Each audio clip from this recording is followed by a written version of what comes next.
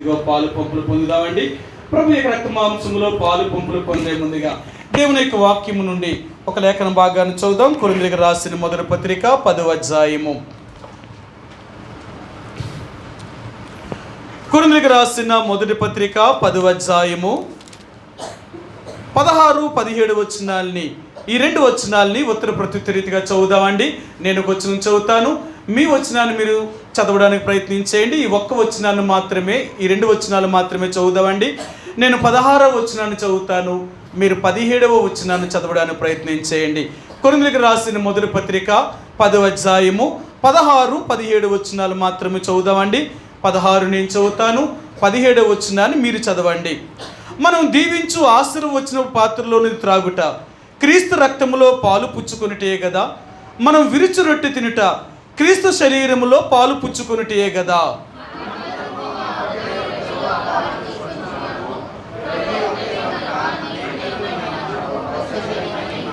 మరొక మాట చదువుకుందామండి. దానియేలు గ్రంథము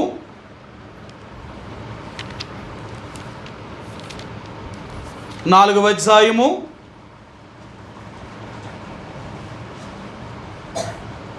33వ వచనాన్ని, 34వ వచనాన్ని, ఈ రెండు వచనాల్ని చదువుదామండి. నేను 33వ వచనాన్ని చదువుతాను, మీరు 34వ వచనాన్ని చదవడానికి ప్రయత్నం చేయండి. దానియేలు గ్రంథము 4వ అధ్యాయము 33, 34. 33వ వచనాన్ని నేను చదువుతాను, 34వ వచనాన్ని మీరు చదవడానికి ప్రయత్నం చేయండి. ఆ గడియలోనే అలాగున నెబుకద్నెజరును నాకు సంభవించెను. మానవులలో నుండి అతన్ని తరిమిరి, అతడు పశువు వలె గడ్డి మేసెను. ఆకాశపు మంచు అతని దేహమును తడపగా, అతని తల వెంట్రుకలు పక్షిరాజు రెక్కల ఏకల వంటివియు, అతని గోళ్ళు పక్షుల గోళ్ళ వంటివియు నాయెను.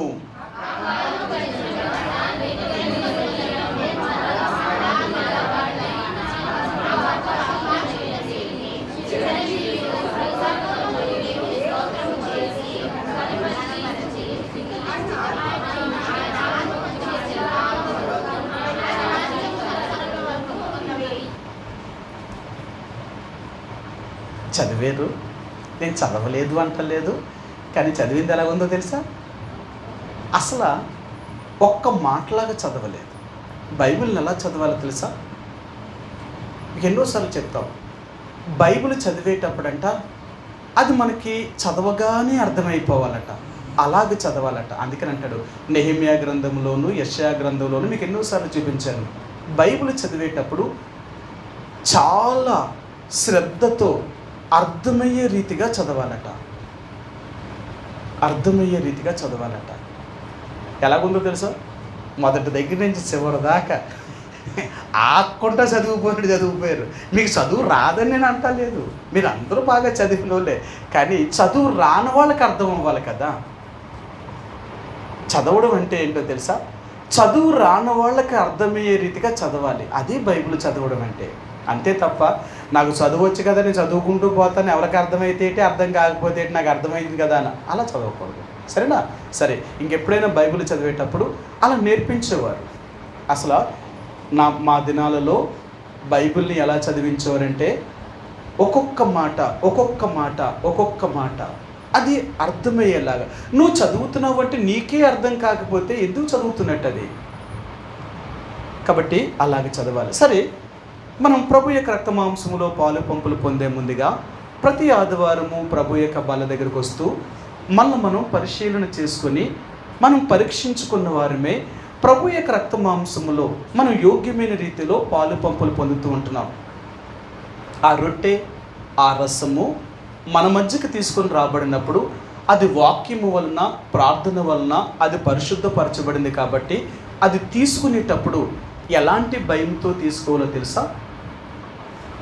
నేను ఆ రొట్టెలో నేను పాలు పంపులు పొందుతున్నాను అంటే ఆయన శరీరములో నేను పాలు పంపులు పొందుతున్నాను. నేను ఆ రసాన్ని నేను త్రాగుతున్నాను అంటే ఆయన రక్తానికి సాదృశ్యంగా ఉన్న దాంట్లో నేను పాలు పంపులు పొందుతున్నాను. అందుకనే ఈ విషయాల్లో చాలా జాగ్రత్త కలిగి ఉండాలి.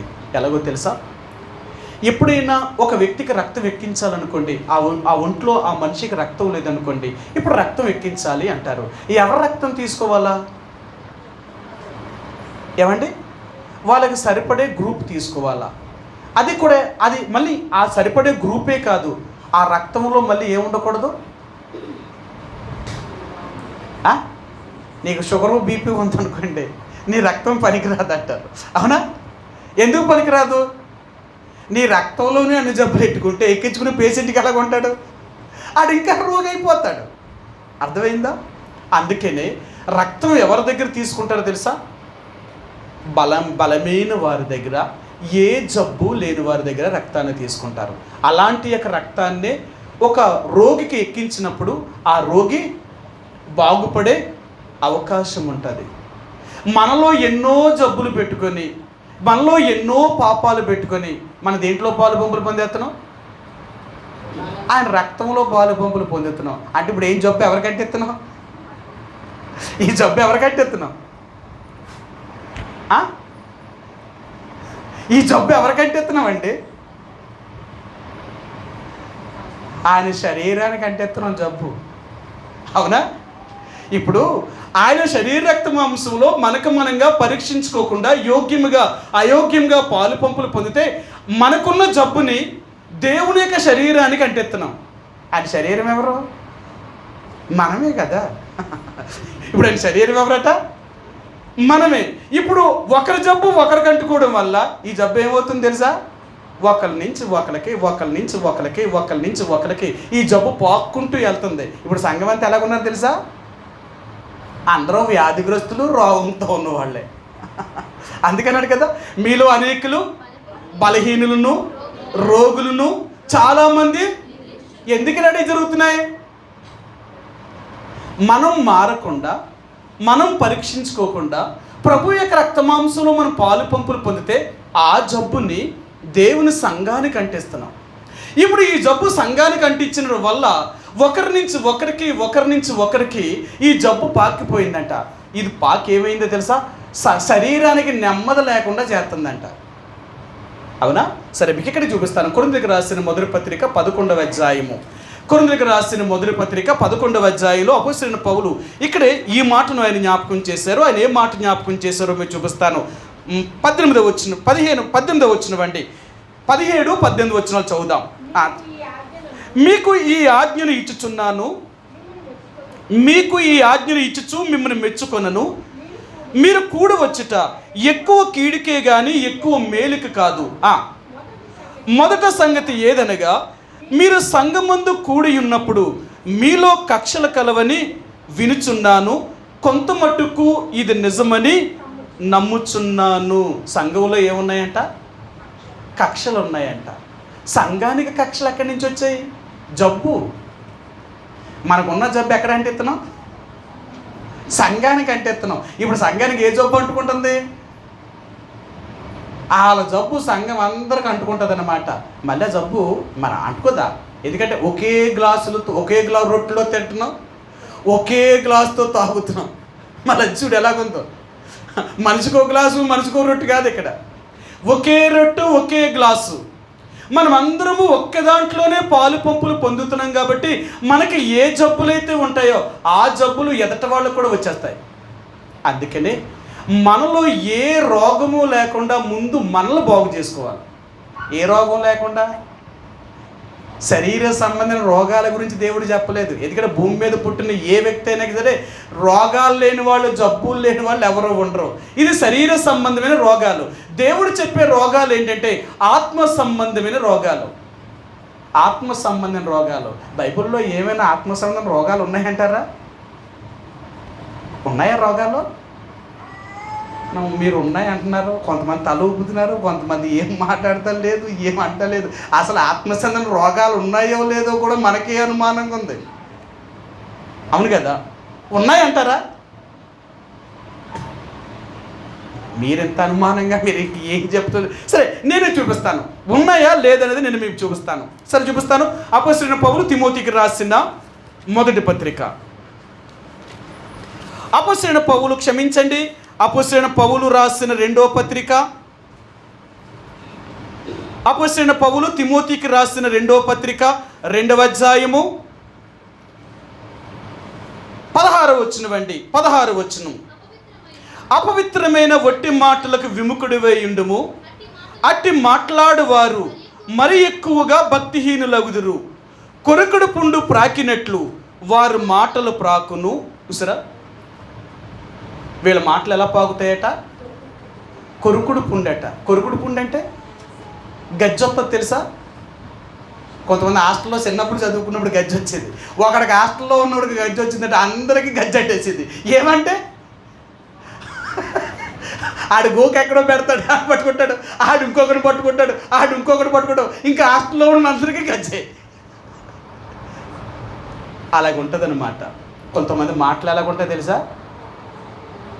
ఎలాగుంటాయట? ఏం మాటలు తెలుసా? దేవుని యొక్క సంఘాన్ని పాడు చేసే మాటలట. వీరి మాటలు కొరుకుడు పుండు పాకిపోయినట్టు పాకిపోతాయి. ఎలాంటి మాటలు ఎంత త్వరగా మనకి ఎక్కిపోతాయి తెలుసా? ఎవరి గురించైనా ఒక చెడు మాట చెప్పామనుకోండి, అవునా, అలాగా, ఎలాగా, అమ్మో, అలాంటి అయితే ఎంత త్వరగా మనం వింటామో, ఎలా మనసులో పెట్టేసుకుంటామో, ఆ మనిషిని చూడగానే మనకు అయ్యే గుర్తొచ్చేస్తాయి. ఇంకా ఇన్ని సంవత్సరాల నుంచి దేవుడు వాక్యాన్ని వింటున్నాం, ఆ మాటలు ఉన్నాయా? అబ్బో, నువ్వెన్ని సంవత్సరాల నుంచి దేవుడు వాక్యాన్ని నిన్ను, ఆ మాటలు మాత్రం మనకి రావు. అది మన హృదయంలో ఉండదు. పనికి మాలినవి ఉంటాయి చూసావా, ఈ మాత్రం చాలా త్వరగా వచ్చేస్తాయి మనకి. ఇది అందుకనే దేవుడు అంటున్నాడు, నా శరీరానికి నా రక్తానికి సాదృశ్యం ఉన్న ఆ రొట్టెలో రసములో నువ్వు పాలు పంపులు పొందే ముందు నువ్వు పవిత్రంగా ఉన్నావా? నీ పాప సంబంధమైన రోగాన్ని కడుక్కున్నావా? నీలో ఏ చెడుతనము లేకున్నట్లుగా నువ్వు కడుక్కోగలిగావా? అలాగైతే నా రక్త మాంసంలో పాలు పంపులు పొందు. నీలో పాపం పెట్టుకొని, నీలోనే అనేకమైన చెడుతనాన్ని పెట్టుకొని నా రక్త మాంసంలో పాలు పంపులు పొందేవంటే నీ జబ్బుని ఒకరి నుంచి ఒకరికి, ఒకరి నుంచి ఒకరికి, ఒకరి నుంచి ఒకరికి ఇలాగ వ్యాప్తి చెందుకుంటూ వెళ్ళిపోతుంది. అందుకని అపోస్తలుడైన పౌలు చాలా ఖచ్చితంగా సంఘములో ఉన్న వారికి ఇలాంటి హెచ్చరికలు చేసేవాడు. మీలో ఎవడైనా పాపం చేసిన వాడైతే అలాంటి వాడిని సంఘము నుంచే బయటికి గెంటేయండి అన్నాడు. ఒక మాట మీకు చూపిస్తాను. కొరింథీయులకు రాసిన మొదటి పత్రిక 5వ అధ్యాయము.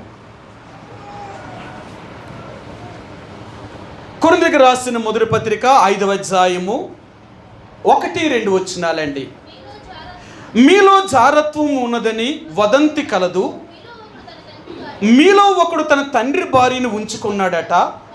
అట్టి జారత్వము అన్యజనుల్లోనూ జరగలేదు.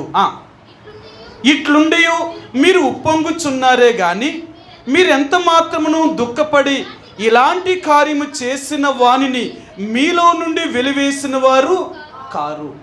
సరే, ఈ కొరింథీలో ఉన్న సంఘములో ఉన్న దౌర్భాగ్యమైన స్థితి ఏంటంటే, ఎవరు ఎలాంటి చెడుతనం చేసినా, ఎలాంటి జీవితాన్ని జీవించినా వాళ్ళని మాత్రం మెచ్చుకుంటున్నారే తప్ప వాళ్ళని మాత్రం తప్పు అనే మాట చెప్తలేదు. ఇదట. అందుకని అంటున్నాడు ఆయన, మీరు చేసే పొరపాట్లు ఏంటో తెలుసా? ఇవి శరీరము అంటే దేవుని యొక్క సంఘము బాగుండాలి అంటే ముందు మీరు పవిత్రపరచుకోకుండా ఆయన రక్త మాంసంలో మీరు ఎలా పాలు పంపులు పొందుతున్నారు? ఒకవేళ మీరు అనొచ్చు, నేను ఎప్పుడో బాప్తీసం తీసేసుకున్నానండి, నేను ఎప్పుడో రక్షణ పొందేశానండి, కాబట్టి ఇంక నాకు ఏంటి బల్లో చేయవేయడానికి ఆటంకం ఏముంది అంటావా? నువ్వెప్పుడో రక్షణ పొంది ఉండొచ్చు, నువ్వెప్పుడో బాప్తీసం పొంది ఉండొచ్చు, కానీ ఇప్పుడు క్రియలు బాగోలేదు కదా, అవునా? దేవుడు ఎప్పుడు గురించి చెప్తున్నాడు? జరిగిపోయిన దాని గురించి చెప్తాడా, జరుగుతున్న దాని గురించి చెప్తాడా? అంతేనా?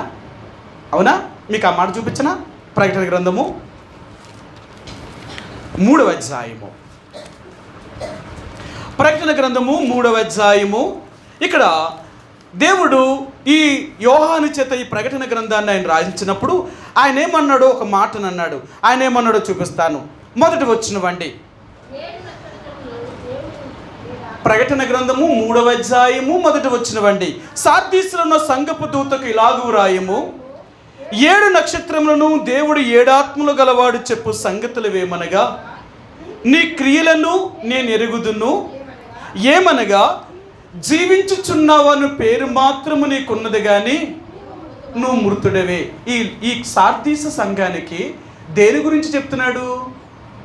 జరుగుతునే దాని గురించి చెప్తున్నాడా, జరిగిపోయిన దాని గురించి చెప్తున్నాడా? జరుగుతున్న దాని గురించి చెప్తున్నాడు. నీ క్రియలను నేను ఎరుగుదును అంటే నువ్వు చేస్తున్న పనులన్నీ నాకు తెలుసు.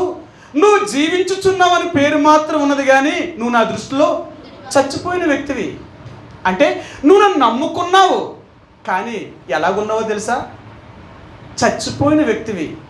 అంటే చచ్చిపోయిన వ్యక్తికి బ్రతుకున్న వ్యక్తికి తేడా ఏమైనా ఉందంటారా? చాలా తేడా ఉందట.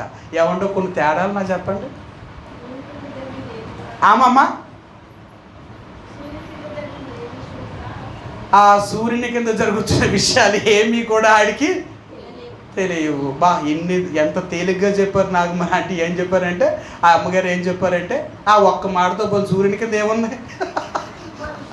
అబ్బాయి నేను అలా వదలను, నేను అంత తేలిగ్గా వదిలేస్తే మీరు ఎలాగ అవుతారు?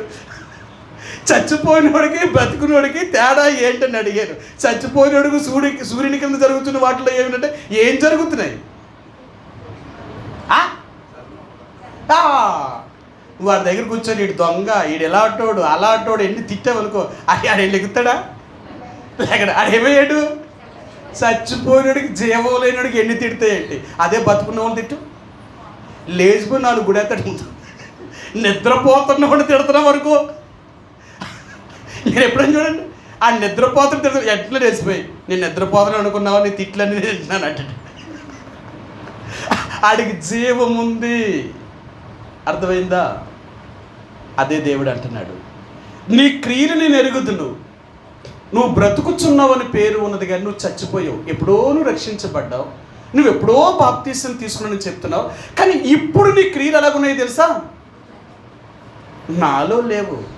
నీ క్రియలన్నీ కూడా లోక సంబంధమైన క్రియలే, లోక సంబంధమైన పద్ధతులే, లోక సంబంధమైన మనిషిగానే బ్రతుకుతున్నావు. మరి ఇప్పుడు నా బిడ్డవన్నీ వెళ్ళని నేను చెప్తాను నేను నీకు. అర్థమైందా? అదే అంటున్నాడు, నువ్వు జీవిస్తున్నావు పేరు మాత్రం నీకు ఉంది, కానీ నువ్వు మృతుడు. ఎందుకంటే నీ క్రియలు సరైనగా లేవు. నువ్వేం చేస్తావు తెలుసా? నాకు వ్యతిరేకమైన వాటిని చేస్తున్నావు. ఈ సంఘములో ఎన్ని విషయాలు చెప్పాడో, వాళ్ళు జరుగుతున్న విషయాలన్నీ చెప్పుకొచ్చాడు ఆయన. మీరు ఎలా చేశారు, మీరు ఎలా చేశారు, మీరు ఎలాగున్నారు, మీరు ఎలాగున్నారు, మీరు ఎలాగున్నారని. ఈ 7 సంఘాల్లో 5 సంఘాల మీద దేవుడు నేరం మోపాడు. ఒక్క 2 సంఘాల మీద మాత్రమే దేవుడు నేరం మోపలేదు, కానీ ఉన్న 5 సంఘాల మీద దేవుడు నేరం మోపాడు. ఎందుకు మోపాడో తెలుసా?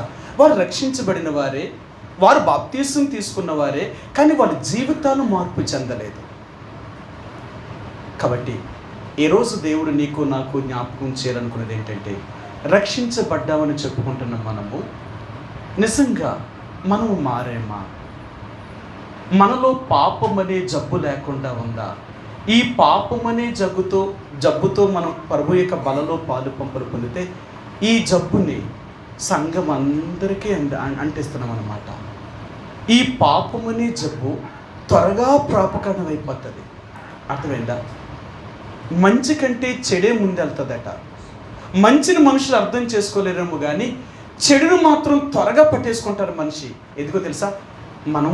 చెడు మనలో ఉండే అవకాశం అంటే ఆ చెడుతనం అనేది మనలో త్వరగా పట్టుకునే అవకాశం అండి. అందుకనే దేవుని యొక్క బిడ్డలుగా ప్రభు యొక్క రక్తమాంసంలో పాలు పంపులు పొందే ముందుగా ఈరోజు మరలా దేవుడు అంటున్నాడు, నా శరీరములో నువ్వు పాలు పంపులు పొందుతున్నావు అంటే నాతో ఐక్యపరచబడుతున్నావు. నా రక్తములో నువ్వు పాలు పంపులు పొందుతున్నావు అంటే నాతో ఐక్యపరచబడుతున్నావు. మన ఇద్దరం ఒకటైపోతున్నావు. ఇద్దరం ఒకటైనప్పుడు ఎలాగుంటో తెలుసా? అతని జబ్బులు ఆమెకి, ఆమె జబ్బులు అతనికి వచ్చేస్తాయి అన్నమాట. ఇద్దరికి వచ్చేస్తాయి. అందుకని దేవుని యొక్క ఆయన పరిశుద్ధుడు, ఆయనలో ఏ పాపము లేనివాడు. ఆయనతో నువ్వు ఐక్యపరచబడాలి అంటే నువ్వు కూడా పాపము లేని వ్యక్తిగానే జీవించాలి. అవునా?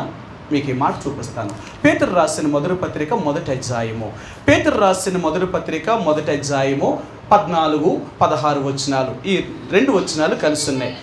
నేను పరిశుద్ధుడినై ఉన్నాను గనుక మీరును పరిశుద్ధులుగా ఉండవలనని వ్రాయబడి ఉన్నది. కాగా మీరు విధేయులకు పిల్లలై మీ పూర్వపు అజ్ఞాన దశలో మీకుండిన ఆశలను అనుసరించి ప్రవర్తింపక, మిమ్మల్ని పిలిచిన వాడు పరిశుద్ధుడై ఉన్న ప్రకారము మీరును సమస్త ప్రవర్తన యందు నా రక్త మాంసంలో నువ్వు పాలు పంపులు పొందుతున్నావు అంటే నువ్వు ఎలా ఉండాలా? నీ సమస్త ప్రవర్తనలో కూడా పరిశుద్ధంగా ఉండాలా. మరి పరిశుద్ధంగా లేకుండా నువ్వు ఎలా ప్రభు యొక్క బలలో పాలు పంపులు పొందుతావు? రక్షణ పొందావా? బాప్తీసం తీసుకున్నావా? ఈ రెండు నిన్ను పరలోకం తీసుకెళ్తాయా? అవునా? బాప్తీసం తీసుకున్న వాళ్ళు, రక్షణ పొందిన వాళ్ళే పరలోకం వెళ్తారండి. ఇంకా వాళ్ళు ఖచ్చితంగా దేవుడి దగ్గరికి వెళ్ళిపోతారు. ఇంకా ఎందుకంటే వాళ్ళు రక్షణ పొందేశారు అంటే పాపాలు ఒప్పేసుకున్నారు, బాప్తీసం కూడా తీసేసుకున్నారు. వెళ్ళిపోతారా? ఆ రక్షణకు తగినట్లుగా నువ్వు జీవించావా లేదా? నీ పాపాన్ని ఒప్పుకున్నావు అంటే నీ పాపాన్ని వదిలేసావా లేదా? నువ్వు వదలకుండా అదే చెడుతనంలో జీవిస్తూ నువ్వు రక్షణ పొందానంటే దేవుడు ఎక్కడ నమ్ముతాడు ఆయన? అందుకే దేవుడు అంటాడు, నువ్వు దేవుణ్ణి ఎప్పుడూ మోసం చేయలేవు. కాబట్టి ముందు మనం మారాలి. ఒకప్పుడు చెప్పావు, నేను మారానండి, నా పాపాన్ని ఒప్పుకున్నానండి, నేను దేవుని బిడ్డను అయిపోయానండి అని చెప్పావు. నిజమే, కాదంటలేదు. కానీ అలా ఎందుకు జీవించలేకపోతున్నావు? ఆ రోజు ఒప్పుకున్న వ్యక్తివి ఈరోజు ఎందుకు నువ్వు జీవించలేకపోతున్నావు అంటే అప్పుడు ఏమవుతుందో తెలుసా? మనం ఎలాంటి వాళ్ళని తెలుసా? ఆ రోజు దేవుడికి మాట ఇచ్చాము, కానీ ఈరోజు మనం ఆ మాటను నెరవేర్చలేదు. అందుకని మనం ఎవరమో తెలుసా? మాట తప్పేవారు అంట. మనం ఎవరము? మాట తప్పిన వాళ్ళు ఎవరూ దేవుని యొక్క రాజ్యములోనికి చేరరట. మాట తప్పడం అంటే దానికి ఇంకొక మాటకు అర్థం ఏంటి? మాట తప్పడం అంటే ఏమంటే సిస్టర్ గారు ఏంటన్నారు? మాట మీద నిలబడలేని వారు. ఇంకా మాట తప్పడం అంటే, మాట తప్పడం అంటే మోసం చేయడం, ఇంకా చెప్పింది నెరవేర్చకపోవడం, ఇంకా అబ్బా, మాట తప్పడం అంటే ఏంటో ఇంకా మీకు తెలియలేదా? అందుకంటాడు వీరు మాట తప్పేవారు అంటాడు. అంటే మాట తప్పడం ఏంటో తెలుసా? ఆ రోజు ఒక మాట, ఈ రోజు ఒక మాట ఆడుతున్నట్టు. ఏమన్నట్టు? అబద్ధం ఆడినట్టు. అవునా? మాట తప్పడం అంటే ఏంటది? అబద్ధం అన్నట్టు కదా. ఆ రోజు నువ్వు అలా మాట్లాడావు, ఈ రోజు నువ్వు ఇలా మాట్లాడుతున్నావు అంటే నువ్వు మాట తప్పావు, నువ్వు అబద్ధం ఆడేవు అంటావు. అబద్ధం ఆడేవాళ్ళు ఎక్కడికి వెళ్ళరట? మరి అబద్ధం ఆడితే ఎలా చేస్తామండి దేవుడి రాజ్యానికి? ఆ రోజు నువ్వు దేవుడితో ఏం ప్రమాణం చేసావు, ఆ రోజు నువ్వు దేవుడితో ఏం చెప్పావు, ఈ రోజు నువ్వేం చేస్తున్నావు? అందుకే దేవుడు అన్నాడు, నీ క్రియలు నా ఎదుట సరైనవిగా కనబడలేదు. ఆ రోజు ఒక చెప్పావు, నువ్వు జీవించే జీవితం ఒకటి, నీ మాట ఒకటి. ఇలాంటి వారెవ్వరూ దేవుని యొక్క రాజ్యంలోనికి ప్రవేశించరు. ఒకవేళ నువ్వు రక్షణ పొందానని చెప్పొచ్చు, నువ్వు దేవుని గుడికి రావచ్చు, లేకపోతే ప్రభు యొక్క రక్తమాంసంలో పాలు పంపులు పొందొచ్చు, కానీ దానికి తగినట్లుగా జీవించకపోతే మాత్రం పరలోక రాజ్యంలో ప్రవేశించలేము. కాబట్టి ప్రభు యొక్క రక్తమాంసంలో పాలు పంపులు పొందే ముందుగా మనం అన్ని విషయముల్లో పరిశుద్ధులుగా ఉండడానికి ప్రయత్నించి అప్పుడే నువ్వు ప్రభు యొక్క రక్తమాంసంలో పాలు పంపులు పొందు. అపవిత్రమైన చేతులతో ప్రభు యొక్క రక్తమాంసంలో పాలు పంపులు పొందావనుకో, ఆ బల్లను కూడా నువ్వు అపవిత్రపరిచినట్లే. అందుకే దేవుడు అంటాడు, మీరు నా బల్లను, నా సన్నిధిని మీరు తృణీకరించారు, నిరాకరించారు. మీరు అపవిత్రమైన చేతులతో అపవిత్రమైన పాపం పనులు చేసి మీరు నా మందిరంలోనికి ఎలా వచ్చి నా బలలో పాలు పంపులు పొందుతారు? అది పాపం కాదా? అది తప్పు కాదా? అది మీకు అనిపిస్తా లేదా? ఒకవేళ నీకు అనిపించకపోవచ్చేమో కానీ అది నా దృష్టిలో పాపమే. అందుకనే ప్రభు యొక్క రక్తమాంసంలో పాలు పంపులు పొందేటప్పుడు మనల్ని మనం పరీక్షించుకోవాలి. ప్రభువా, నేను ఎలాగ ఉన్నాను? నేను సమస్త ప్రవర్తన యందు పరిశుద్ధంగా ఉన్నానా? అలాగ పరిశుద్ధంగా లేకుండా నీ బల్లలో నేను ఎలా పాలు పంపులు పొందుతాను? నీతో నేను ఎలాగ కలిసి ఉండగలుగుతాను? అందుకనే నేను నీ దగ్గర ఒప్పుకుంటున్నాను, నన్ను క్షమించు. ఏ రోజైనా ఒప్పుకుంటున్నాను, నన్ను క్షమించి నన్ను పవిత్రపరిచి ఇక నుంచైనా యథార్థముగా నా సమస్త ప్రవర్తన యందు పరిశుద్ధంగా జీవించడం నాకు నేర్పించు అని నువ్వుగా క్షమాపణ అడిగి ఆ దేవుడి యొక్క సహాయాన్నిగా నువ్వు కోరితే ఆ దేవుడు తప్పక సహాయం చేస్తాడట. అవునా? మన దేవుడు ఎలాంటి వాడో తెలుసు కదా. ఒక మాట చూపిస్తాను. యోవేలు గ్రంథము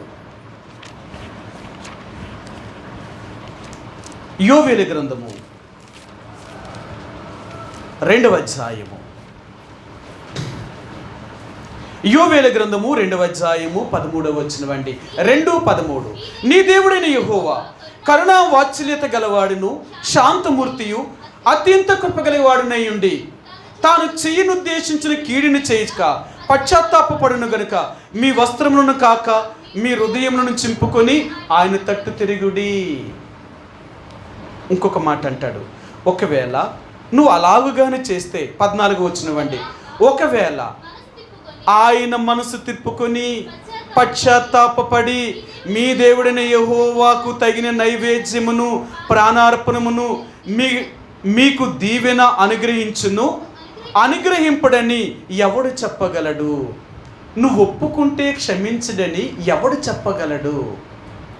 ఒకవేళ నువ్వు సహాయాన్ని కోరితే ఆయన సహాయము చేయడని ఎవడు చెప్పగలడు? నువ్వు అడుగుతున్నావా? నన్ను అలా ఉంచు తండ్రి అని అడుగుతున్నావా? నేను ఇలా ఉండాలనుకుంటున్నాను తండ్రి, నాకు సహాయం చేయమని అడుగుతున్నావా? అలాగ నువ్వు అడిగితే దేవుడు నీకు ఎందుకు సహాయం చేయడు? ఆయన ఎవడు చెప్పగలడు ఆయన సహాయం చేయడని? కాబట్టి ప్రభు యొక్క రక్త మాంసంలో పాలు పంపులు పొందేమనిగా మనల్ని మనం పరిశీలన చేసుకుని మనలో పాపము లేకుండా ఆయన రక్త మాంసంలో పాలు పంపులు పొందుదాం. 2వ మాట మీకు చెప్పాను ఏంటి అంటే, అంతకు ముందు వారం మీకు చెప్పాను, నెబుకద్నెజరు అనే మహారాజుకి మానవ బుద్ధి పోయి పశువు లాంటి బుద్ధి కలిగిన వాడిగా మారిపోయాడు. 7 సంవత్సరములు అడవి పశువుల మధ్య పడుకున్నాడు. అడవి జంతువుల వలె గడ్డి తిన్నాడు. పక్షి వెంట్రుకల్లాగా అతని వెంట్రుకలైపోయాయి. పక్షి గోరుల్లాగా ఆయన గోరులైపోయాయి. 7 సంవత్సరములు నెబుకద్నెజరు రాజుకి దేవుడు అడవి గడ్డినే తినిపించి ఒక జంతువుగా మార్చాడు. ఎందుకు మార్చాడు మీకు చెప్పాను. నెబుకద్నెజరు అనే రాజు అతిశయించాడు. అందుకనే దేవుడు ఆయన ఏం చేశాడంటే, 127 దేశాలు నేను నీ చేతికిస్తే ఇవన్నీ నీ చేత నువ్వు సంపాదించాను, ఇదంతా నా వల్లే జరిగిందని నువ్వు అన్నావు కదా నెబుకద్నెజరు. ఇవన్నీ నీ వల్లే జరిగి ఉంటే నిన్ను నువ్వే కాపాడుకోవడానికి ప్రయత్నించే. లేదు, ఇదంతా నా వల్లే జరిగింది అంటే నేనే దేవుణ్ణి అని నువ్వు తెలుసుకోవాలి. ఈ రెండాటిల్లో ఏదో ఒకటి తెలుసుకోవాలి నువ్వు. నెబుకద్నెజరు రాజు చెప్పాడు, రాజా దానియేలు చెప్పాడు, అతని కలకొచ్చిన భావాన్నంతటి చెప్పి, ఏ దేశాన్నైతే నువ్వు పరిపాలన చేస్తున్నావో ఈ బబులోను దేశంలో ఉన్న నీ ప్రజలే నిన్ను తరుముతారు. నిన్ను చంపేయాలనుకుంటారు.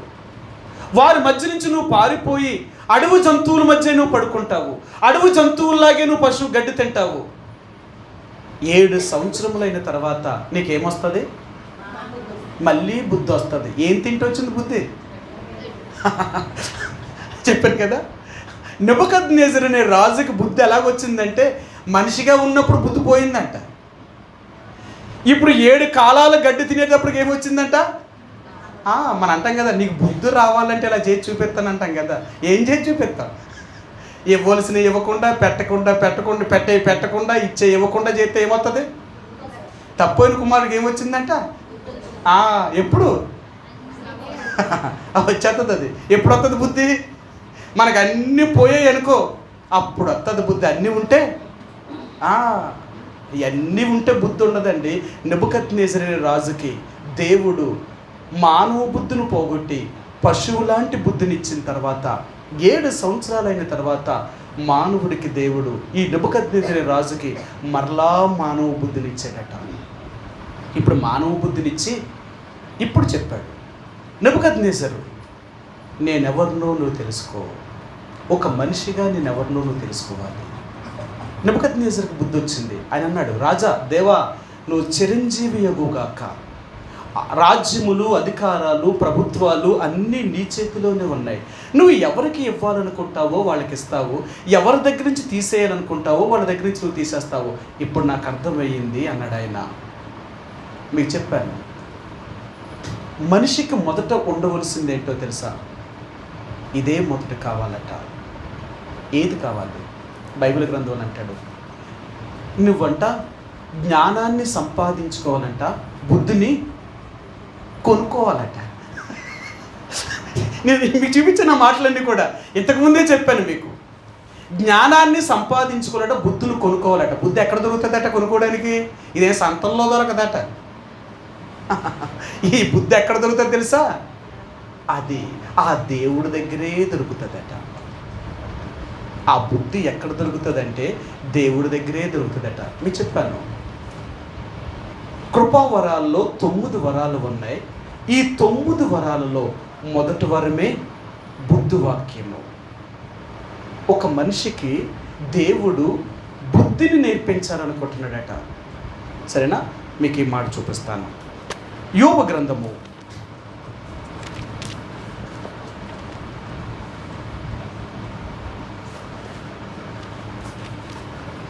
దేవుడు ఆయన మానవులకు ఏ రీతిగా బుద్ధిని నేర్పిస్తూ ఆయన ఆకాశ పక్షులకును భూజంతువులకును ఆయన బుద్ధిని జ్ఞానాన్ని ఎలాగైతే బోధించాడో అలాగే మనకి కూడా దేవుడు జ్ఞానాన్ని బుద్ధిని మనకు నేర్పించాలి అనుకుంటున్నాడట. ఆయన అంటాడు, ఈ యొక్క యోబు గ్రంథములో ఆయన ఈ మాటను ఆయన వాడాడండి. మీకు చూపిస్తాను ఆ మాటను. దేవుడు ఆయన ఆకాశ పక్షులకును భూజంతువులకును ఆయన జ్ఞానాన్ని బుద్ధిని నేర్పుతూ మనుషులకు కూడా ఆయన జ్ఞానాన్ని బుద్ధిని కూడా బోధించగలిగిన వాడు అంటాడు ఆయన. కాబట్టి దేవుని యొక్క ప్రజలుగా నీకు నాకు దేవుడు ఆయన ఈ బుద్ధిని జ్ఞానాన్ని మనకు బోధించాలి అనుకుంటున్నాడండి. ఆయన బోధించాలనుకుంటున్నాడు ఆయన. యోబు గ్రంథము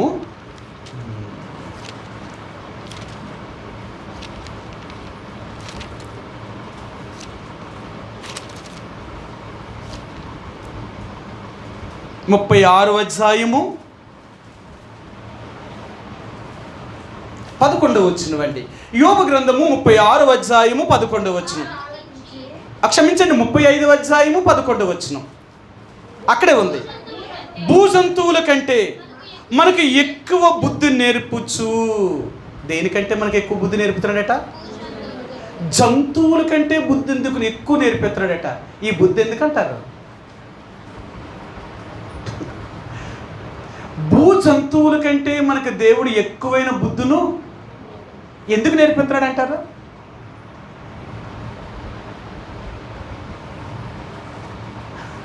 చెప్పండి. మనిషిగా బ్రతకాలని. ఇంకా అది నీకు బుద్ధి ఎందుకు ఇచ్చాడో తెలుసా? అందుకే ఇచ్చాడు. అందుకనంట ఒక పశువుకి మనిషికి తేడా ఏంటో తెలుసా? పశువుకి మనిషికి తేడా ఇక్కడే ఉందటండి. ఏంటో తెలుసా? తల్లి తండ్రి అని జంతువుకి తెలియదట. దానికి వాయ వరస తెలియదట. ఎందుకు తెలియదంటే అది జంతువు. అది ఒక మనిషి అలాంటి వాడు కాదు. తన తల్లి ఎవరు, తన తండ్రి ఎవరు, తన భార్య ఎవరు, తన అక్క ఎవరు, తన చెల్లెవరు, తన తమ్ముడెవరు, తన అన్నయ్య ఎవరు, ఇవన్నీ తెలుసట. అందుకంటాడు, ఒరే నీకు బుద్ధి ఉందా అలాంటి పని చేసావు అని అడుగుతారు. అసలు నీకు బుద్ధి ఉంటే అలాంటి పని ఎందుకు చేస్తావురా? నువ్వు అలా చెయ్యవు కదా. అర్థమైందా? ఈరోజు నీకు నాకు దేవుడు ఎందుకు బుద్ధినిచ్చాడు? ఆయన ఈ బుద్ధి చేత ఎలాగ జీవిస్తున్నావు? ఇప్పటికైనా బుద్ధి తెచ్చుకున్నామా? ఇప్పటికైనా బుద్ధిగా జీవించాలని ప్రయత్నం చేయగలుగుతున్నామా దేవుళ్ళో? ఇంకెప్పటికి మనం బుద్ధిగా జీవించగలుగుతాం? అందుకే దేవుడు అంటున్నాడు, నీ మానవ బుద్ధిని ఆధారం చేసుకుని జీవించు. ఒక మనిషి దేవుడిగా మారాలట. ఒక మనిషి దేవుడైనప్పుడే ఆ వ్యక్తిలో దేవుణ్ణి చూపించగలుగుతాడట. అందుకని అంటాడు, మనం అందరమునంట రూపాంతరము చెందిన వారము. అవునా? మనం ఏమవ్వాలట? రూపాంతరం చెందడం అంటే బెదర్ గారు, రూపాంతరం చెందడం అంటే మీకు మాట చెప్తాను. మత్తయి సువార్త 17వ అధ్యాయంలో యేసు ప్రభువారు తన 3 శిష్యులు తీసుకుని పోయి కొండ మీద అయినా రూపాంతరం, అదే రూపాంతరం చెందాడంటే యేసు ప్రభువారు అసలు అతని రూపం మారింది. రూపం మారింది. అంటే అప్పుడు దాకా ఎలా కనిపించాడు? మనిషి కుమారుడిగా కనిపించిన వాడు రూపం ఇప్పుడు ఎలా కనిపించింది? దేవుని రూపం కనిపించింది. ఆయన రూపం కనపడగానే ముగ్గురు ఎలా పడిపోయారట? బోర్ల పడిపోయారట. బోర్ల పడిపోయారు. ఇప్పుడు ఆయన అంటున్నాడు, నువ్వు నేను కూడా యేసు ప్రభువుని నమ్మిన తర్వాత రూపాంతరము చెందాలి. అంటే మనం ఏమవ్వాలట? మన రూపం మారిపోవాలట. ఏ రూపం మారాలి? శరీర రూపం కాదు మార్చుకోవడం, ఆత్మరూపం మారాలి. అంటే ఆత్మరూపం అంటే నీ స్వభావం మారాలి, నీ గుణం మారాలి, నీ బుద్ధి మారాలంటారు చూసారా? మారవలసింది ఏంటో తెలుసా? మన బుద్ధి, మన గుణము, మన నైజం మారాలండి. ఇది మారకపోతే మనం దేవుని బిడ్డలు అవడం. అందుకే దేవుడు మనకి ఎందుకు బుద్ధి ఇచ్చాడో తెలుసా? ఇప్పటికైనా నువ్వు మారు, ఇప్పటికైనా మారు. ఎంతకాలం నువ్వు మారకుండా ఇదే పాపములో కొనసాగుతూ వెళ్ళిపోతావు, ఇదే చెడు జీవితాన్ని జీవిస్తూ వెళ్ళిపోతావు. నేను రక్షించబడ్డానని చెప్పుకుంటూ ఇదే నామకార్థమైన స్థితిలో నువ్వు కొనసాగుతూ పోతావు. ఇప్పటికైనా మారవా? అసలు నీకేమైనా నువ్వు చేస్తున్న దాంట్లో నీకు బుద్ధి ఉందా? నీకు నేను ఎందుకు ఇచ్చానో తెలుసా బుద్ధి? నా దగ్గరికి వచ్చిన తర్వాత నువ్వు ఎలాగ జీవించాలో అది తెలుసుకోవాలి కదా. నా దగ్గరికి వచ్చిన తర్వాత నువ్వు ఎలాగ జీవించాలో అది నువ్వు తెలుసుకోకపోతే ఎందుకు వచ్చినట్టు? నా దగ్గరికి ఎందుకు నమ్ముకున్నట్టు? మీరు అంటారు కదా, ఈ లోకంలో ఎలాగున్నాయంటే ఏ మతానికైనా ఆ మతానికి కొన్ని ఆచారాలు, కొన్ని పద్ధతులు ఉన్నాయి, అవునా? అది ఏ మతమైనా కానీ ఒక మతం మనిషి మారాడు అంటే ఆ వ్యక్తి యొక్క ప్రవర్తన కూడా మారాలి, అంతేనా? ఒక మతం మారాడు అంటే ఆ వ్యక్తి యొక్క ప్రవర్తన కూడా మారిపోవాలా. వాడే నిజంగా మతం మారినోడు అంటారు వాళ్ళు. కానీ ఈరోజు దేవుడు అంటున్నాడు, నువ్వు నన్ను నమ్మాను అని చెప్తున్నావు కదా, నన్ను నమ్ముకున్నాను అని చెప్తున్నావు కదా, మరి నువ్వు మారేవా? దేంట్లో మారు చెప్పు నువ్వు నాకు. అసలు నీ మార్పు ఎక్కడ చూపించవు నువ్వు నాకు. నువ్వు అనుకుంటున్నావు నేను మారాను అంటున్నావు. కానీ దేవుడు ఏమన్నాడు తెలుసా? నువ్వెక్కడా రూపాంతరం చెందలేదు, నువ్వు మారలేదు. నువ్వు మారేవు అంటే నిజంగా నీలో మార్పు కనబడాలి.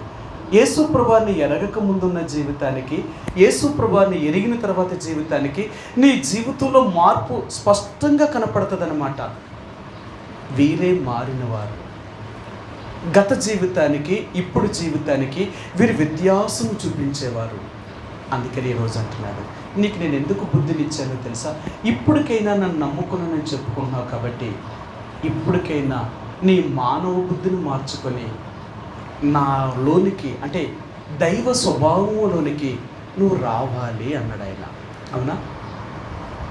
మనందరము కూడా మీకు చూపించాను, మనమందరము ఆ దేవుని యొక్క సారూప్యములోనికి వచ్చేయాలట కదా. సరే, ఈ మాట చూపించి ముగిస్తాను, సమయం అవుతుంది కాబట్టి. పేతురు రాసిన రెండవ పత్రిక మొదటి అధ్యాయము, పేతురు రాసిన రెండవ పత్రిక మొదటి అధ్యాయము 4వ వచనములో చివరి భాగంలో ఉందండి. చివరి భాగంలో ఉంది, దేవ స్వభావమునందు పాలివారు మగునట్లు వాటిని గ్రహించెను. మనందరము దేంట్లోకి రావాలట? దేవుని యొక్క స్వభావంలోనికి రావాలట. రక్షించబడ్డామంటున్నాం, దేవుని పిల్లలమంటున్నాం, దైవ స్వభావంలోనికి వచ్చామా? ఎక్కడ మారాం మనం? అసలు మనలో మార్పు జరిగిందంటావా? మార్పు జరిగితే ఈ 7 లక్షణాలు మనలోనికి వస్తాయి. సరే, ఆ 7 లక్షణాలు మీకు చూపిస్తాను ఇప్పుడు. అవేంటి అంటే ఇక్కడే ఉన్నాయి చూడండి. అదేంటంటేనంట 6 వచ్చినవండి, క్షమించండి 5 వచ్చిన చూద్దాం. ఆ హేతువు చేతనే మీ మట్టుకు మీరు పూర్ణ జాగ్రత్త గలవారై మీ విశ్వాసమునందు సద్గుణమునందు జ్ఞానమునందు ఆశా నిగ్రహమునందు సహనమునందు భక్తి యందు సహోదర ప్రేమయందు అమర్చుకొనుడి. ఇదండి దైవ స్వభావంలోనికి రావడం అంటే. ఈ 7 రకాలుగా మనం మార్పు చెందాలి. అక్కడ అంటాడైనా ఇవి ఎవరికి లేకపోవునో వాడు దూరదృష్టి లేనివాడిగా చేయబడుతున్నాడంట. కాబట్టి మనం నిజంగా దైవ స్వభావంలోనికి పాలువారం అవుతున్నామా? నిజంగా మనం రూపాంతరం చెందామా? మనం మారేమా? మనం మారితే ఈ మానవ స్వభావం పోయి దైవ స్వభావంలోనికి వచ్చామా? ఒకవేళ దైవ స్వభావంలోకి వస్తే మన పద్ధతులు మార్పు చెందామా? ఎక్కడ మారే మన పద్ధతులు? ఎలాగున్నా తెలుసా? దేవుడు దేవుడిదే, లోకం లోకమే. అంతే. ఏదో అంటారు సరే, కోతి ఆ పాలోడుకు చెప్పిందట. ఆడేం పాలన్నీ అమ్మేసి డబ్బులన్నీ వసూలు చేసుకుని చెట్టు కిందకి వచ్చి పడుకున్నాడట అలసిపోవడం వల్ల. ఆ డబ్బు మూట కోత అట్టుకుందట చెట్టు మీదకి. పట్టుకుపోతే ఆ కోత ఏం చేసిందట, ₹1 ఈడికి ₹1 కాలువలోకి, ₹1 ఈడికి ₹1 కాలువలోకి వేసిందంట. ఆడన్నాడట, ఇదేంటే బాబు ఇదా కోతిని ఆ డబ్బులు అట్టుకుపోయి నీటిలో ₹1 నాకు ₹1 దగ్గరేస్తుందని ఆ ఎల్లవుడికి చెప్పాడట. అప్పుడు చెప్పాడట, ఒరే ఆ కోతి రైటే చేసిందా అన్నాడట. ఏంటంటే నువ్వు పాలలో ఏం కలిపావు? అది ఇప్పుడు కోతి ఏం చేసింది? పాలకి నీకు కట్టింది, నీళ్ళకి కట్టింది అన్నాడట. ఇంతే మరి. ఇప్పుడు దేవుడు కూడా అంతే కదా. ఇప్పుడు దేవుడు నీకు ఎలాగ చేస్తాడు ఆయన? నువ్వు ఎక్కడ మారేవు? మనం ఏం చేస్తాం సార్? లోకంలో ఉన్నప్పుడు లోకంలో ఎన్ని చేసేయాలండి, దేవుళ్ళలోకి వస్తే దేవుళ్ళో ఎన్ని చేసేయాలండి. అలా చేస్తేనే కానీ లోకంలో బ్రతకలేమండి, జీవించలేమండి. ఈ మనుషులు మామూలు ఒకటి కాకుల్లాటలు పొడిచి తినేస్తారండి అంటారు. ఇప్పుడు దేవుడు కూడా నీకేం చేస్తాడు తెలుసా? అలాగే కొలత కొలుతాడట. అమ్మా లోకంలో ఉన్నప్పుడు ఏం చేసావు? లోకస్తుల్లో బ్రతికే కాడి సగం కాలుపు సగం నీళ్ళు వేస్తాడట. అది ఎంత బాధ ఉంటుంది తెలుసా? అందుకని కాలిపోయినోడి మీద నీళ్ళు వేయకూడదట. అవునా? కాలిపోయినోడిని ఆడిని కాలకుండా ఏ దుప్పటో గోనో లేదా కిందో దొర్లించాలి, కానీ ఆడి మీదగా నీళ్ళు వేసారంటే ఆ బాధ 2 అంతలు అయిపోతుంది అన్నమాట. ఇప్పుడు అదే ఉంటుందట మనకు కూడా. ఎందుకో తెలుసా? సగం లోకం సగం దేవుడైనా బతికితే మనల్ని కూడా దేవుడు ఎలా చంపుతాడో తెలుసా? అబ్బా, అందుకే లవోదీక సంఘం గురించి చెప్తాడు. నువ్వు చల్లగాను లేవు, వెచ్చగాను లేవు. సరే, నువ్వు రెండిటికీ పనికి రాలేదు. ఉంటే చల్లగాను లోకంలోనైనా జీవించలేదు, లేదా ఉంటే దేవుళ్ళలోనైనా జీవించలేదు. నువ్వు ఎలా జీవించావంటే సగం లోకం సగం దేవుడు. అందరినీ సంతోష పెట్టాలన్నావు. నువ్వు అందరినీ సంతోష పెడితే నా దగ్గరికి ఎందుకు వస్తావు నువ్వు? అందుకని అపోస్తలుడైన పౌలు అన్నాడు, నేను మనుషులను సంతోష పెట్టగోరువాడినైతే నేను ఎప్పటికీ నేను క్రీస్తుకి దాసుడినే కాకపోతున్నా. మనం ఎక్కడ మారాము? మనుషుల యొక్క ముఖమాటానికి, మనుషుల యొక్క మాటకు లోబడి దేవుని యొక్క మాటను ధిక్కరించి మళ్ళీ మారు మనసు పొందాం, మళ్ళీ రక్షణ పొందాం, బాప్తీసం తీసుకున్నాం, ప్రభు యొక్క రక్త మాంసంలో పాలు పంపులు పొందుతాం, అన్నీ చేసి ఊరిసి చేసేస్తావు. కానీ నీ బ్రతుకు ఎలాగుందో చూసావా? అందుకనే దేవుడు అంటున్నాడు, మరి నిన్నెలా నేనేం చేయాలంటావు? నువ్వంటేనే నాకు అసహ్యము అంటాడట దేవుడు. నీ ముఖం మీద ఉమ్ము వీయాలి అనుకుంటాడట దేవుడు. అది నువ్వైనా నేనైనా ఈ నులివెచ్చని స్థితిలో ఉంటే సగం దేవుడు సగం లోకము అని మనం రెండింటినీ సమానంగా చేయాలనుకుంటే దేవుని యొక్క రాజ్యాన్ని కోల్పోవడమే కాదు, భయంకరమైన శిక్షను అనుభవిస్తాం.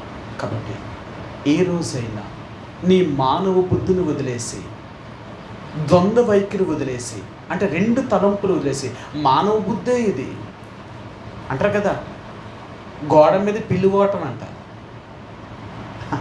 గోడ మీద పిల్లి ఓటం ఎలా ఉంటుందట?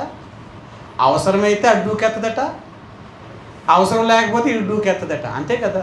మనం ఎలాగుంటాం తెలుసా? ఎప్పుడు కూడా 2 అర్థాలతో కూర్చుంటాం అనమాట. ఆ మాట అర్థమైతే అలాగ అర్థం అవ్వాలా, లేకపోతే ఇలాగ అర్థం అవ్వాలా. ఇలా మాట్లాడుతూ ఉంటాం అనమాట. నేను అలాగనలేదు ఇలాగన్నాడు కానీ నీకు అలాగ అర్థమైంది అంటారు. మరి తెలుగు ఎట్లా ఉంటుంది తెలుసా? నేను అలాగనలేదు నీకు ఎలాగ అర్థమైంది అంటే నీ మనసులో అలాగుందేమో, నువ్వు చెప్పింది అలాంటిది కాదా. చూడండి, ఆఖరికి ఎన్నవలతే తప్పు అన్నవలది ఎంత తెలివండి. అందుకే దేవుడు అంటాడు, బైబిల్ ఏం చెప్పాడు తెలుసా? జ్ఞానం కలిగిన వారి కుయుక్తుల్లోనే దేవుడు వాళ్ళు పట్టుకుంటాడట. నీకు ఎంత జ్ఞానం ఉందో ఆ జ్ఞానం యొక్క కుయుక్తుల్లోనే జ్ఞానం పట్టుకుంటాడట. నీ అంత తెలివితేటలు, నీ అంత జ్ఞానము, నీ అంత మాటతనము ఇవన్నీ నీకు ఉండొచ్చు. కానీ దేవుడి దగ్గర ఏమి అక్కడ పనిచేయవు. ఒక మనుషులు మోసం చేయొచ్చేమో, మనుషులను పడగొట్టగలవేమో, మనుషులు నమ్మించగలవేమో, కానీ దేవుడిని నమ్మించలేవు. దేవుడు నమ్మడు. కాబట్టి మర్చిపోకు, నువ్వు దైవ స్వభావంలో పాలు పంపులు పొందితే నీ నమ్మకానికి, విశ్వాసానికి ఒక పండు పలుస్తుందట. విశ్వాసము మీరు కలిగి ఉంటే విశ్వాసం నందు సద్గుణము వస్తుందట. చూసారా, ఏం మారుతుందట? విశ్వాసం మనలోకి ఏం తీసుకొస్తుందట? సద్గుణము అంటే మంచి గుణాన్ని మార్చగలుగుతుందట. అది అందుకని యేసు ప్రభువుని నమ్ముకున్న వాళ్ళందరూ మంచివారిగా ఎందుకు మారిపోతున్నారు అంటే వాళ్ళ గుణమే మారిపోతుంది. వాళ్ళ గుణమే మారిపోతుందండి. అందుకన్నాడు, ఈ 7 లక్షణాలు ఎవరికి ఉండవో వీళ్ళెవ్వరూ దేవుని యొక్క రాజ్యంలోనికి చేరరట. ఈ మాట కూడా మీకు చూపించి ముగిస్తాను. ఇక్కడే ఉంది, మీరు చదివిన దాని దగ్గరలో. పేతురు రాసిన 2వ పత్రిక 1వ అధ్యాయము 11వ వచనమండి. మీరిట్టి క్రియలు చేయవారైతే ఎప్పుడునూ తొట్టిల్లరు, అలాగున మన ప్రభువును రక్షకుడినైన యేసుక్రీస్తు యొక్క నిత్య రాజ్యములో ప్రవేశం మీకు సమృద్ధిగా అనుగ్రహించబడును. చూసారా, ఇలాంటి లక్షణాలు కలిగి ఉంటే మనం దేవుని యొక్క రాజ్యములోనికి ప్రవేశిస్తాం. ఎవరికి ఈ లక్షణాలు ఉండవో వాళ్ళేమవుతారో చూపిస్తాను. 9వ వచనమండి. ఇవి ఎవరికి లేకపోవునో వాడు తన పూర్వపు పాపములకు శుద్ధి కలిగిన సంగతిని మర్చిపోయి గ్రుడ్డివాడును, దూరదృష్టి లేనివాడును అగును.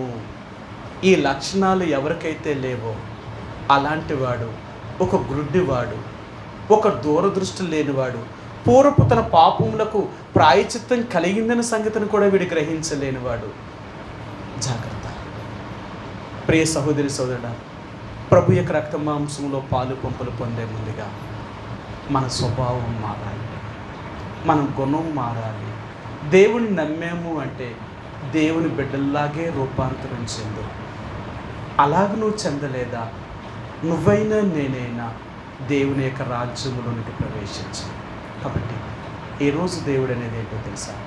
నీ మానవ బుద్ధిని వదిలిపెట్టి దైవ స్వభావంలోనికి రావడానికి ప్రయత్నించు. దైవ స్వభావంలోనికి వస్తే నీకు దేవుడు విశ్వాసము ద్వారా సద్గుణాన్ని ఇచ్చేవాడు, నీ గుణాన్ని మార్చేవాడు, నీ స్వభావాన్ని మార్చేవాడు, నీ బుద్ధిని మార్చగలిగిన వాడు. అందుకనే దేవుడి దగ్గరికి వచ్చిన ఎంత దొంగలైనా, ఎంత వ్యభిచారులైనా, ఎంత అబద్ధాలు ఆడేవారైనా, ఎన్నంటి మోసాలు చేసేవారైనా ఆయన దగ్గరికి వచ్చారు అంటే వాళ్ళు మారిపోతారండి. ఎంతోమంది సాక్ష్యం చెప్తున్నారు వాళ్ళు. ఒకప్పుడు నేను ఇలాంటి వాడిని, ఒకప్పుడు నేను ఇలాంటి దాన్ని, ఒకప్పుడు నేను ఇలాగ జీవించాను, కానీ యేసు ప్రభువు నన్ను మార్చాడు. ఇప్పుడు చూడండి, నేను అలా లేను, ఇప్పుడు ఇలాగున్నాను. యేసు ప్రభు దగ్గరికి వచ్చిన వాళ్ళందరికీ దేవుడు మంచి గుణాన్ని, సద్గుణాన్ని దేవుడు ఇచ్చేవాడండి. ఆయన యందు విశ్వాసం ఉంచిన వారు సద్గుణములోనికి వచ్చేస్తారు, మంచి గుణాన్ని కలిగిన వారు. కాబట్టి దేవుని యొక్క బిడ్డలుగా మనం ఎలాగున్నాం, మనం ఎలాగ జీవిస్తున్నాం, దేవుని బిడ్డలమని చెప్పుకుంటూ మనం ఎలా మోసపోతున్నాం. ఇప్పటికైనా కళ్ళు తెరవి, గ్రుడ్డివాడిగా ఉండొద్దు. కళ్ళు తెరిచి ఆ దేవుని చూడు. రూపాంతరం చెందిన దేవుని చూసి నువ్వు కూడా రూపాంతరం చెందడానికి ప్రయత్నించి ఆ రీతిగా దేవుడు నీకు నాకు సహాయం చేయని దాకా కొద్ది సమయం ఏదైతే దేవుడు వాక్యం మనతో మాట్లాడిందో మనం పరిశీలన చేసుకొని ప్రభు యొక్క రక్త మాంసంలో పాలు పంపులు పొందుదామండి. కొద్ది క్షణాలు మోకరిద్దాం, కళ్ళు మూసుకుందాం, దేవుడి దగ్గర మన స్థితిని ఒప్పుకుందాం. ఆ తర్వాత ప్రభు యొక్క రక్త మాంసంలో యోగ్యమైన రీతిగా పాలు